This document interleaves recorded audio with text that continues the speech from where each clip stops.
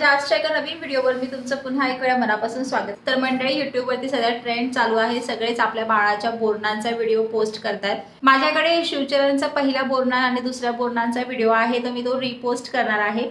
तर I hope मंडळी तुम्ही तो एन्जॉय कराल। आता रिपोस्ट यासाठी कारण की तो व्हिडिओ ज्यावेळेस मी केला होता त्यावेळेस माझे 500-600 सबस्क्रायबर होते, जास्त नव्हतं, कारण की त्यावेळेस मी नुकतंच माझं चॅनल चालू केलेलं।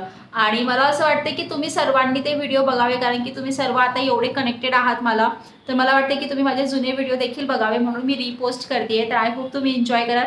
प्लीज माझ्या आवाजाला किंवा माझ्या लुकला जज करू नका, कारण की मी त्यात जाड दिसते, कारण शिवचरण बरोबर मला खूप सारं बाळसं आलं होतं प्रेग्नन्सीमध्ये। तर ते मी एक मदरहुड जी जर्नी असते ती मी एन्जॉय करतो त्या टायमाला। तर आता माझा वेट लॉस झालेला आहे, तर ते तर मी तुम्हाला नेहमी शेअर करत असते की माझं वजन कसं कमी झालं आहे म्हणून। तर जास्तच काही न बोलता आपण लगेचच व्हिडिओला सुरू करूया। आय होप तुम्ही एन्जॉय कराल। छोटंसं आहे, नक्की बघा आणि खूप सारं प्रेम द्या।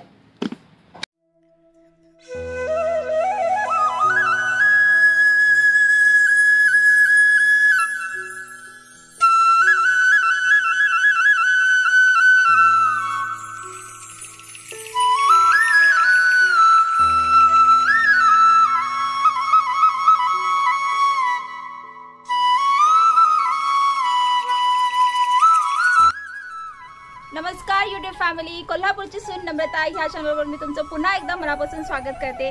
आज आम्ही आमच्या पिल्लूचं करणार आहे बोरणान, तर तुम्ही पूर्ण व्हिडिओ बघा आणि गमतीशीर व्हिडिओ असणार आहे। व्हिडिओ आवडला तर नक्की लाईक करा आणि शेअर करा। संक्रांत आली की लहान मुलांवर बोरणान हे घातले जाते। संक्रांतीच्या करीदिन हे बोरणांसाठी फार योग्य आहे। लहान मुलांच्या वयाच्या 5 वर्षापर्यंत बोरणान करणे हे मुलांसाठी खूप चांगले असते। बोरणान करण्यासाठी लहान मुलांना नवीन वस्त्र घेतली जातात, त्याचबरोबर हलव्याचे दागिने घालून त्यांना छान असं नटवलं जातं। बरेचसे लोक हे रथ सप्तमीपर्यंतही करतात, ज्या दिवशी हळद कुंकूचा कार्यक्रम आपण आयोजित करतो त्या दिवशी लहान मुलांना एकत्रित करून हे छानसा कार्यक्रम आपण करू शकतो। बोरणान का करायचा या पाठीमागे फार छान अशी स्टोरी आहे। एक करी नावाचा राक्षस होता, त्याची वाईट दृष्टी आणि वाईट विचार हे लहान मुलांवरती पडू नये म्हणून सर्वात आधी बोरणान हे बाळ कृष्णावरती केले, त्यानंतर लहान मुलांवर केले आणि तेव्हापासून ही प्रथा अशी चालू आहे।